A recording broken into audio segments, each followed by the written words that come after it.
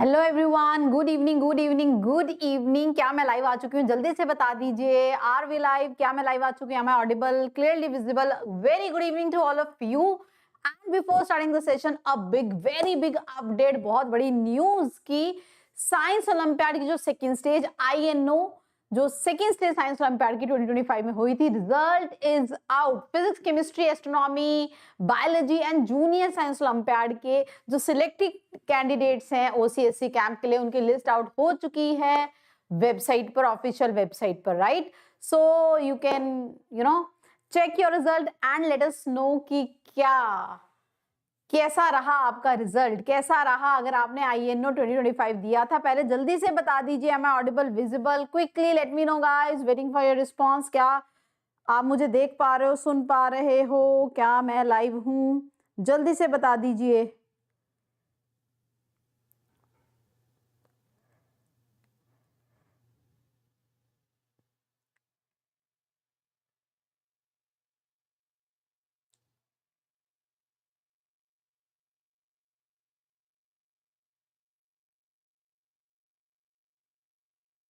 Yes, guys. Hi everyone. Okay. B2A series is basic to advanced series. तो क्या मैं live आ चुकी हूँ? जल्दी से बता दीजिए, क्या मैं लाइव आ चुकी हूँ? जैसा कि मैंने बताया, बहुत बढ़िया न्यूज सभी साइंस ओलंपियाड एस्पिरेंट्स के लिए कि रिजल्ट आउट हो चुके हैं। एंड एज यूजुअल वेदांतु के बच्चों ने धूम मचा दी है डिफरेंट साइंस ओलंपियाड में, चाहे वो फिजिक्स है, केमिस्ट्री है, बायोलॉजी है, एस्ट्रोनॉमी है या फिर जूनियर साइंस है। सेकेंड स्टेज INO, जो कि एक टफ स्टेज है, इंडीड सब्जेक्टिव क्वेश्चंस आते हैं, उसमें भी वेदांतु के स्टूडेंट्स ने धूम मचा दी है, right? And let me share with you all, INJSO में जो हमारे पास सिलेक्शन है स्टूडेंट अस्मी, आई होप आप लोगों को पता है, आपने शॉर्ट्स भी देखे होंगे चैनल पर।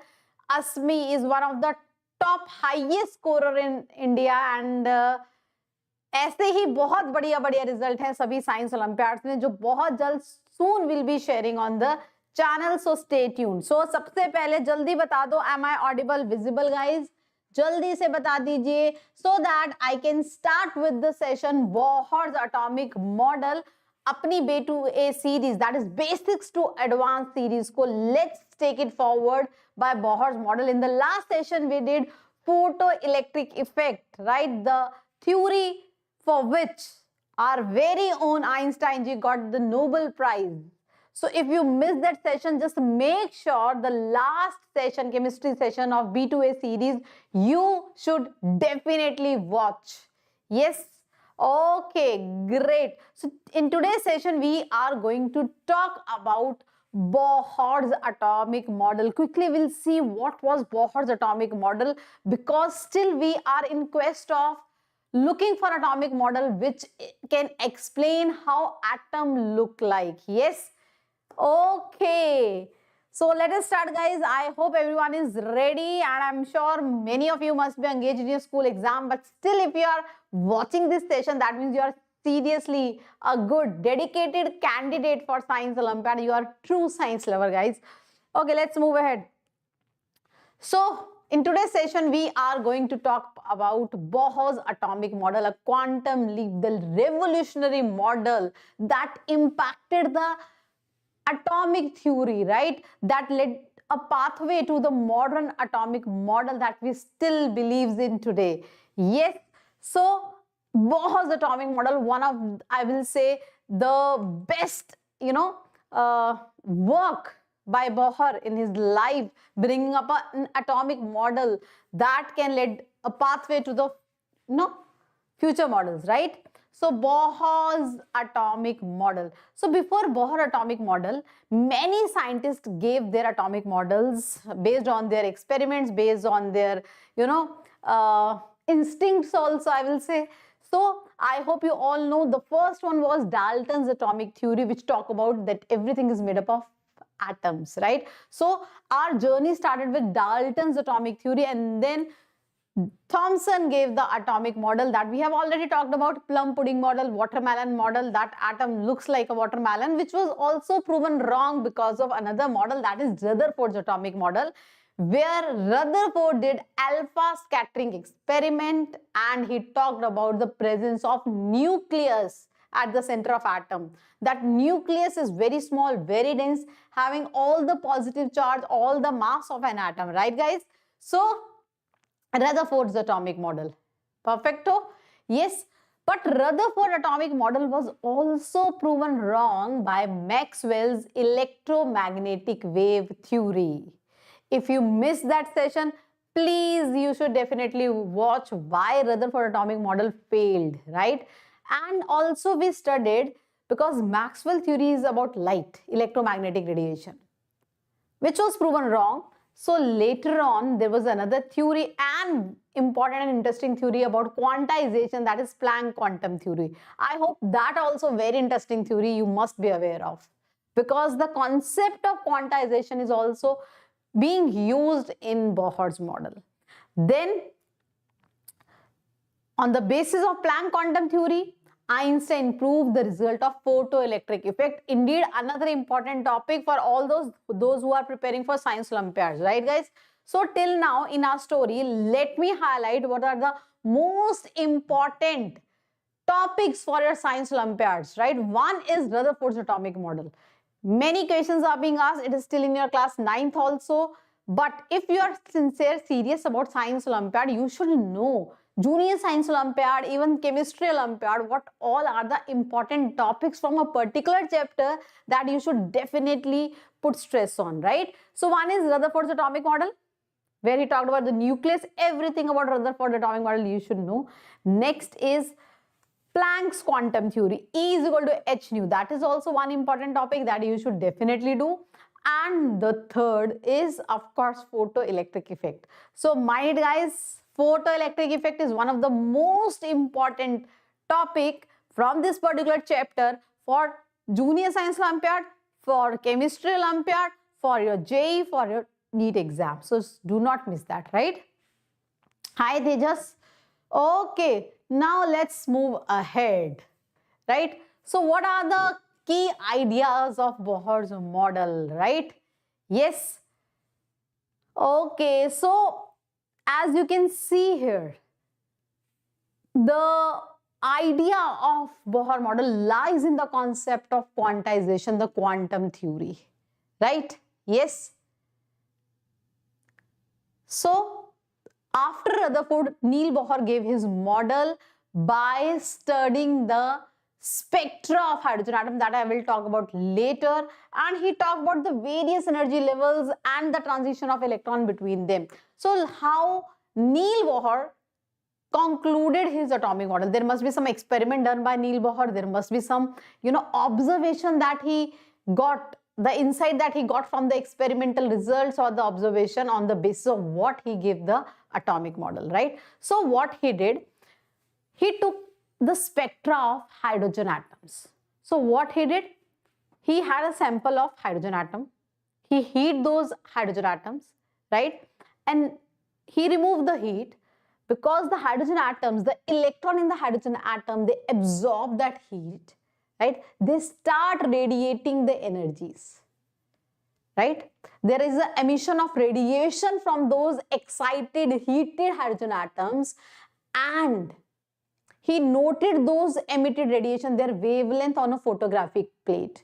What all wavelengths are emitted, what all radiations are being emitted by these excited hydrogen atoms. So on the basis of the observation, on the basis of the wavelength that he got in the emission spectra of hydrogen atom, he gave his atomic model, right? So the experimental observation was the pattern, those wavelength, those radiation which are coming out of excited hydrogen atoms, they form on the photographic plate, right? Let me tell you. So basically, you have hydrogen atom sample, right? And you know, in atom there is an electron. Suppose this is a hydrogen atom, it has an electron. So when you heat the sample of hydrogen atoms, this electron gains that energy, it absorbs that energy, right? Absorb energy. And what will happen to this electron? Suppose the energy of electron is this, It has already some particular certain amount of energy. Now you heat this hydrogen atom and supply energy. So what will happen to this electron of hydrogen atom? It will absorb certain amount of energy and now its energy increases. In other terms, I can say now this electron, after the absorption of energy, goes to higher energy state. This is the low energy state where the electron has lesser energy. This is the ground state, the stable state. And because we give energy, this electron absorbs energy and go to the higher energy state that we call excited state. So basically, this is the stable state, ground state. Here I want to emphasize, dear students, more is the energy, lesser is the stability. You can observe in your day-to-day life, right? Your small little sibling, if there are cousins or the brothers, sisters, right? They have very much energy. They have more energy. Even some of your classmates, right? Those who are very energetic, they keep on, hopping here and there in the class only. Same the small kids, small babies, they have a lot of energy in them. That makes them unstable. They keep on falling, they keep on doing this stuff, right? So more is the energy, lesser is the stability, right? Same is the case. If electron has lesser energy, that means it is more stable. If it absorbs energy, gains energy, its energy increases. I will say it goes to excited state, higher energy state, where it becomes unstable, right? So here the electron is stable. Just because I give energy by heating the electron or the hydrogen atoms, it absorbs energy and goes to a high energy state where it is very unstable. Here it is unstable. So how it can be stable? How it can be stable, guys? So it can get back to its ground state, the most stable state, by losing that energy, right? So this electron, if it wants to get back to the lower state, it has to lose the energy that it gained from moving here to here, right? So suppose this electron absorbed delta E energy from going lower energy state to higher energy state. Now from coming back, it has to emit the same energy. Got it? Same energy it has to emit. So that energy has certain wavelength, right? Yes. Suppose electron absorbs 2 joules of energy and goes to high energy state. Now, there it is unstable. Now it wants to get back to the lower energy state. So by emitting radiation of 2 joules, it can come back. Got it? Yes. So what Bohr did? He took sample of hydrogen atoms. He heat those hydrogen atoms. That means he gave energy to those hydrogen atoms. They get excited by absorbing the energy. The electron goes to the higher energy state where they are unstable. So they get back to the ground state by emitting certain radiations. Got it? By emitting certain radiations. Now, Bohr observed that the photographic plate has certain wavelengths only. There are certain values of wavelength, 100 meter, 150 meter, 200, that are being emitted by those hydrogen atoms. Not every wavelength is being emitted by the hydrogen atoms, right? So that gives him the idea of quantization, that in hydrogen atom or in any atom, there are different energy shells, right? These are energy shells. Each shell has certain energy, right? So the energy of the lowest shell, that is the ground state. This is the house or home of electron, where the electron is most stable, the ground state, right? Yes. So whatever energy you give to this electron, if this electron absorbs energy, what will happen? It will absorb energy and go to some higher energy state. Suppose it absorbs energy and it goes to this shell. This shell has more energy, so energy is actually increasing, right? Now, because it has more energy, it is unstable. Now, homesick, it is feeling, it wants to get back to the ground state. How it can come to ground state? By losing the energy that it gained, right? So from this third shell, it wants to get back to this first shell, first energy level. How it can do? Directly jump from here to here. lose the energy equal to the difference between E1, this is shell E2, this is E3. So the energy difference between E3 and E1, emit and get back to the ground state. Or what it can do this in step. First come from E3 to E2, emitting the energy equal to difference between the two shells, and then from E2 to E1, again by emitting the energy that is equal to the difference between the two energy shells. Got it, guys? So only 3 different values of radiation energy or wavelength is there, right? Because these 3 are only emitted. There is no other option of getting back. Got it? Suppose the energy of first shell is 3 joules. The energy of second shell is 5 joules. The energy of this shell is suppose 6 joules, right? And your electron goes from this 3 joule to 6 joules by absorbing 3 joules. 6 joules, right? Now, how it can get back? By directly emitting energy equal to 3 joules that it absorbed by going from 1 to 3. Or what it can do? 1 joule and then 2 joule. 2 different radiation, one of 1 joule energy, another of 2 joule. So there are total 3 types of energy radiation. The energy values or the wavelength it can emit. Got it? Yes, not every value is possible. Can this electron emit energy of 5 joules? No, ma'am, it cannot. So that means energy values are only particular specific. That is quantization, my dear student, that I have talked about in the Planck quantum theory. A very beautiful, very interesting concept. The concept of quantization.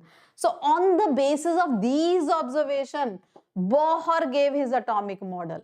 So what are the postulates of Bohr's atomic model? First, electrons revolve around the nucleus in a fixed circular path which are known as orbit energy level energy shell.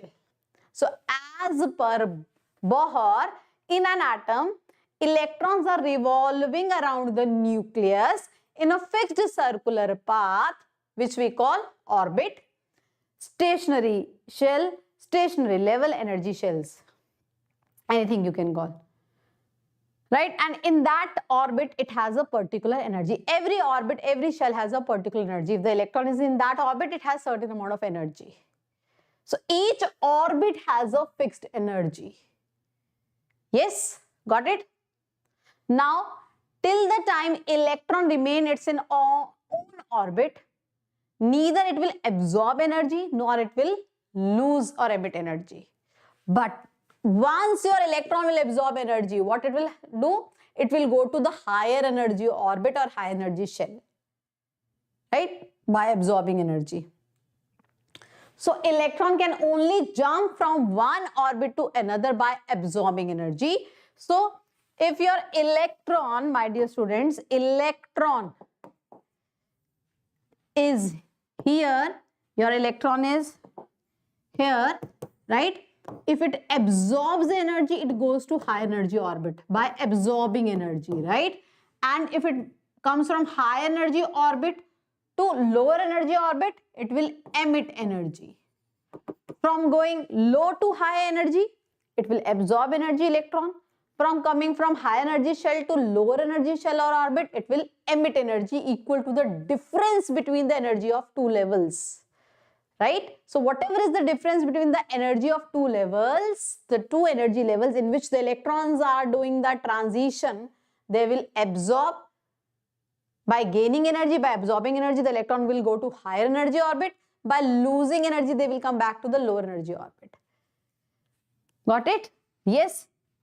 So the electrons can only jump from one orbit to another by absorbing or emitting energy equal to the energy difference between the two involved orbits. Got it? Now the last point, the angular momentum MVR, because electron is in the circular motion around the nucleus. So the angular momentum MVR of that electron, this is the formula for angular momentum, is the integral multiple of h by 2 pi. Is the integral multiple of h by 2 pi. Right? That is, n can be 1, 2, 3, 4. N is the number of orbit or the shell. right? Number of orbit. Suppose my electron is revolving in third orbit. So what is its angular momentum? Put the value of n as 3 because n is the orbit number or the shell number, Bohr orbit. So it will be 3h by 2 pi. If the electron is in fifth orbit, is in fifth shell, that means its angular momentum is 5h by 2 pi. So n basically here is the number of orbit in which the electron is revolving. Very important. Even JEE or NEET ask question on the same, right? So the angular momentum of your electron is also quantized. It can have only particular value, h by 2 pi, 3h by 2 pi, 4h by 2 pi, right? 5h by 2 pi. It cannot have any value, right? Got it? It cannot be 1.5h by 2 pi. So it is quantized again. So Bohr beautifully used the concept of quantization. The energy of electron is quantized, the angular momentum is quantized. In fact, let me tell you the last point. I don't know how he gave this postulate, how he told this. This is very true, but he didn't have any proof or anything to say to prove this last statement. When he was asked now, how you concluded that angular momentum is quantized for an electron? It is a fact, it is a correct thing. Bohr could not give the proper justification for this fact, right? See, sometimes scientists also works on their instincts, on their gut, on their feeling. That is the beauty of science. There are so many stories in science, right, where the scientist has some gut feeling or the instinct or just the accidental discoveries, right? Yes. So he gave this model that electron revolve around the nucleus in a fixed orbit energy shell that is known as orbit. Until or unless electron remain in its orbit, it will not gain energy, it will not lose energy. But if electron gains energy, it will go to high energy shell or orbit, and if it will lose energy, it will come to lower energy shell or orbit. And the angular momentum of electron in an orbit is nh by 2 pi, right? This is the postulate of Bohr atomic model that he gave. Got it? Yo. Now tell me, as I just told you, Bohr took the emission spectra, the photographic imprint of the wavelength or the radiations emitted by hydrogen atoms. So what is the basis of its atomic model? Ma'am, hydrogen atoms. He took a sample of hydrogen atom, he heated those hydrogen atoms, removed the heat and noted the radiation which are coming out from those hydrogen atoms on a photographic plate. So whatever Bohr told in this model, all the postulates, they are only and only valid for hydrogen atom because his observation was based on hydrogen atom. Yes, hydrogen atom is single electron species. I hope everyone is aware that hydrogen atom has single electron, right? So all the observation of Bohr, all these points, all the formulas that he gives in this model, they are only and only applicable to single electron species.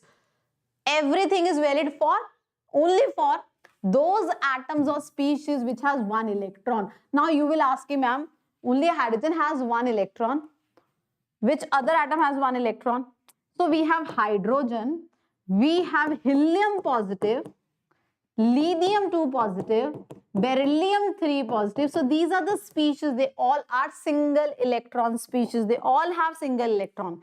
So Bohr model is applicable only for single electron species, all the species which are having just one electron, right? Yes. So these are the important points of Bohr's model. And of course, there are certain formulas that you should all know, right? So Bohr also, because see, in Bohr model, as per Bohr, this is nucleus, electron is revolving around the nucleus in a fixed circular path, right? So this electron is revolving. So it has certain energy depending upon the orbit. There is a radius of orbit in which it is revolving, right? there's energy, there is velocity of this electron. So all these formulas, energy of electron in nth Bohr orbit, radius of nth Bohr orbit, there are different orbits, every orbit has a different radius, right?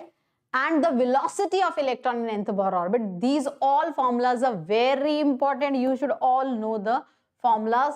Here they are, you should know. So in all these formulas, I hope, please remember these guys, those who are serious about the Olympiad exams, they want to be Olympiad qualifiers, be it in class 8th, 9th or 10th or 11th, please remember these formula, very important. In all these formula, let me tell you what is Z atomic number. All these formula, again I am telling you, they are only applicable for single electron species, guys. And N is the orbit number, in which shell, in which orbit the electron is present or revolving.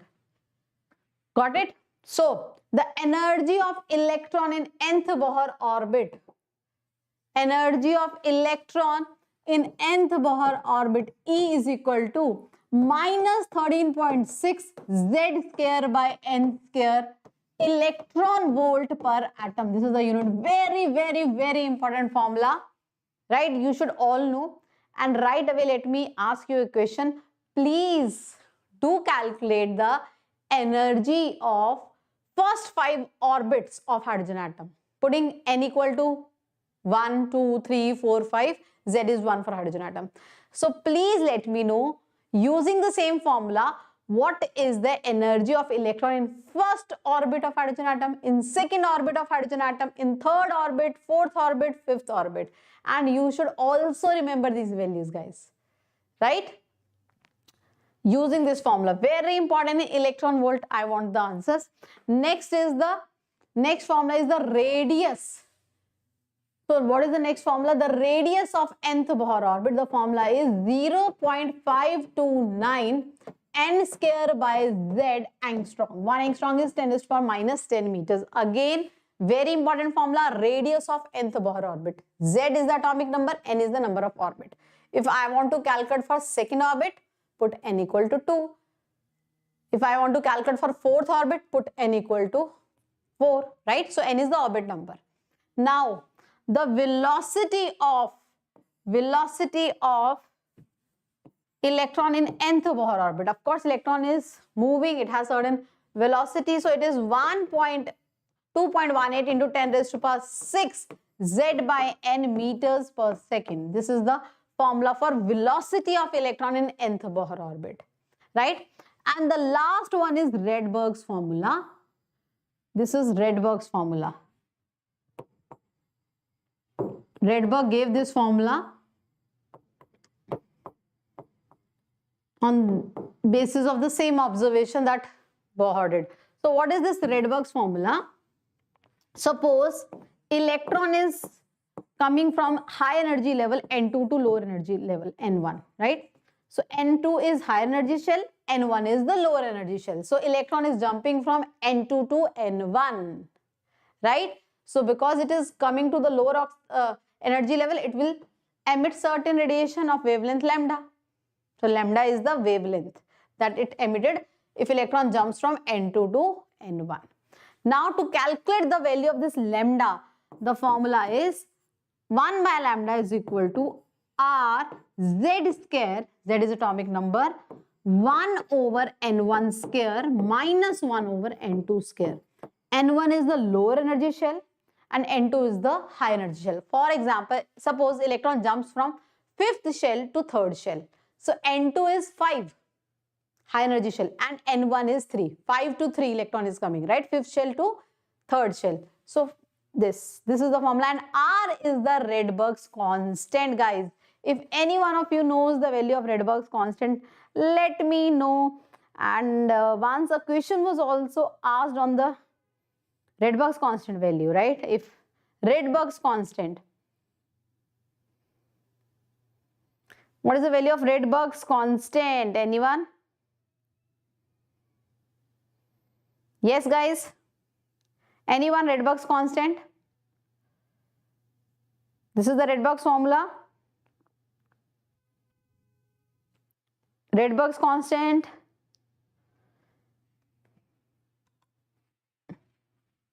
So R, let me write it here only. R, that is Rydberg's constant, is 1.0967 into 10 raised to power 7 meter inverse. Right, that is the value of Rydberg's constant, or you can say, 1.0977 also you can say. Right, you can remember it like 77 also, 1.097.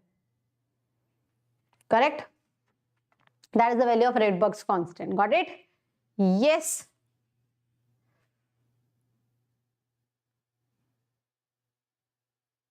Done, done, done, done. Okay. Perfecto. So this is the result. So of course INO results are out. INO results are out. We have selections in Junior Science Olympiad. We have selection in astronomy, physics, and of course biology and various Olympiads. Yes, X Catalyst X. We have 2 selections in INJS. So with the second highest in India, number of the student that we have, the score is second highest in India, right? We have a student INJS selection with the second highest score in India. I hope.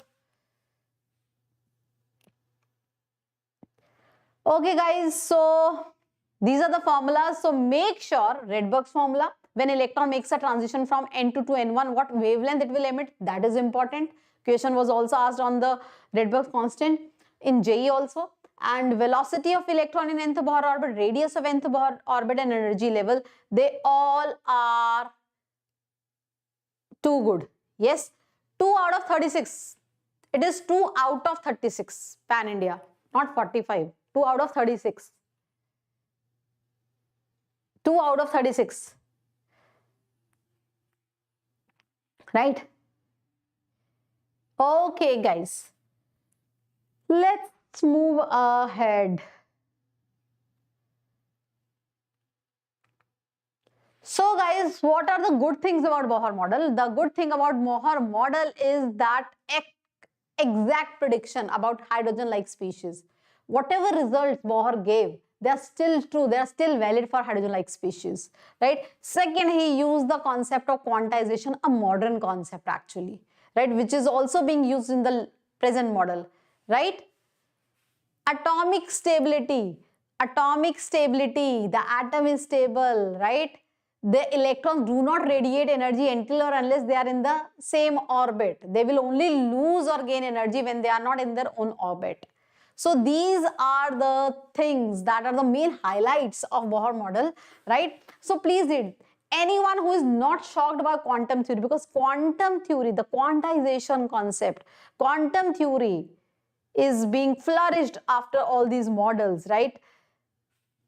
Anyone who is not shocked by quantum theory has not understood it. Let me tell you guys, when I was doing my master's in chemistry, I fell in love with quantum mechanics. Actually, in my graduation also, in post-graduation also, I am a big fan, a big lover of quantum mechanics, quantum mechanical theory, right? Very interesting theoretical chemistry, theoretical physics, you can say. So this statement now I can really vouch upon. Anyone who is not shocked by quantum theory. So quantum theory use the concept of quantization. In future models, the quantum mechanical model, the further models will see the beauty of quantum theory, right? So those who is not shocked by this quantum theory has not understood it. Yes? So now there are certain limitations or cracks in the Bohr's model. First of all, it is not valid for those species which has more than one electron. So it fails in cases of multi-electron atoms. Second, Stark and Zeeman effect. So the Bohr's model was based on the study of spectral lines, the lines that he got in the photographic plate in hydrogen spectra. But those lines, those wavelengths, they will further split if the same spectra is taken in the presence of electric or magnetic field. That is Zeeman effect, and the Stark effect is the splitting of spectral line in electric field. Zeeman effect is the splitting of those wavelengths of spectral line in magnetic field, and Stark effect is, they are on the name of the scientist only. So because of Stark and Zeeman effect, why it happened that Bohr could not explain, right? And in oversimplified model, actually it is the paths are exactly circular, the electrons are exactly revolving here on this path only. That is over a simplification of a big theory, right? Yes. So there is another a concept that we'll study in the further session, the uncertainty principle, de Broglie's equation concept. When they came up, that failed this theory of Bohr's completely, right? So basically, Tejas is asking me, what was this? So Stark and Zeeman effect. See, this Bohr gave his model by studying the photographic plate, the wavelength that is shown on the photographic plate in the emission spectra of hydrogen atom. These are the wavelength he could see on the photographic plate, that they are being emitted from hydrogen atom. Now, if he take this spectra, the same photographic plate imprints, in the presence of electric and magnetic field, each of these lines will further break into fine lines, hyperfine lines. That is splitting. That means different wavelengths are there, right? This is Stark and Zeeman effect. That Stark means if the spectra is taking in electric field, Zeeman effect is observed when the splitting of these spectral lines when it is taken in magnetic field, right? So this is also one of the drawbacks of our Bohr's atomic model. Later on, Sommerfeld little bit slightly modified Bohr atomic model. Instead of taking circular orbits, Sommerfeld took the elliptical orbits, but he also couldn't succeed much, right? So these were the major limitations or drawbacks. He has mind mentor that he could not, So, but after Bohr model comes the most fantastic, the beautiful model, that is quantum mechanical model, which talks about orbitals, which talk about wave particle duality, which indeed involves the contribution by Schrodinger, right? So very beautiful quantum mechanical model that will be covering up in the upcoming session of the same series, right? Yes. So Bohr model was indeed an essential model for introducing the quantum mechanical concepts, right? So the legacy is there, right? So he laid a crucial stepping stone. Bohr laid a crucial stepping stone for quantum mechanical model, right? By introducing the concept of quantization in atomic model. So quantum concept, and of course a great success later on. Yes. So in the upcoming sessions, we'll be covering up the quantum mechanical model. So just stay tuned and follow this B2A series, basics to advanced. If you are a science lover, if you feel that school curriculum is not sufficient, I am so curious, I want to know much more in science and technology.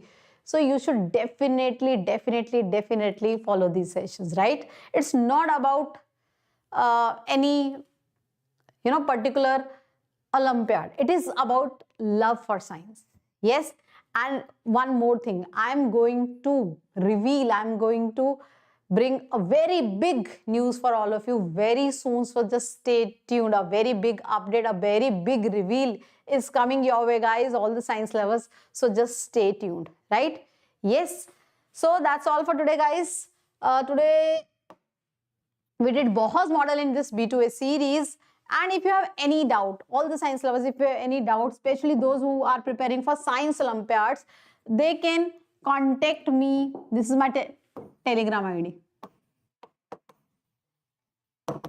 And you can also share your feedbacks, guys, right? You can share your feedbacks. Anything you want to know in science, you're interested in science that we should take on the channel, please do drop me a message on my Telegram ID. This is my Telegram ID. Any help that I can be to science lovers, students of class 8, 9, 10th, 7th, 11th, those who are really interested in science, those who want to learn science not by restricting themselves to school curriculum, I'm happy to help you guys,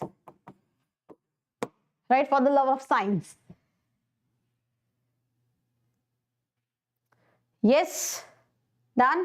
Okay, Pooja Divedi. So this is my Telegram ID. And also, if you are NSEJS 2025 aspirant, there is a Telegram group, that is Vedantu's NSEJS 2025 updates. Please, you can see that link in the video description box. Do join that Telegram group because you'll get the cult of NSEJS who all are in the same boat as you are in. They all are targeting NSEJS 2025, and by interacting with them, you'll learn a lot. That will really help you a lot in your this journey of preparing for NSEJS. And indeed, I am there also in the Telegram channel, right? So bye, take care, God bless you all. Keep learning, keep growing. पढ़ते रहो, बढ़ते रहो, मचाते रहो, देश को gold जिताते रहो, और ऐसे ही साइंस में मचाते रहो, बिकॉज जितना साइंस और टेक्नोलॉजी में आप लोग देश को आगे लेके जाओगे, देश उतना ही आगे बढ़ेगा at world platform, right? So the onus is on you guys to take our country forward in the field of science and technology. तुम्हें पता है साइंस और टेक्नोलॉजी से कैसे देश आगे बढ़ रहे हैं. So my dear students, just stay tuned, keep on learning the different concepts, getting exposed yourself to various concepts of science. Yes, Tejas पढ़ाते हैं बेटा, he's still there in Vedantu only. He's in Vedantu, but he's taking some other batches, not the Olympiad batches as of now. Tejas, chalo, bye, take care, God bless you all. Thank you so much, and see you in the another session.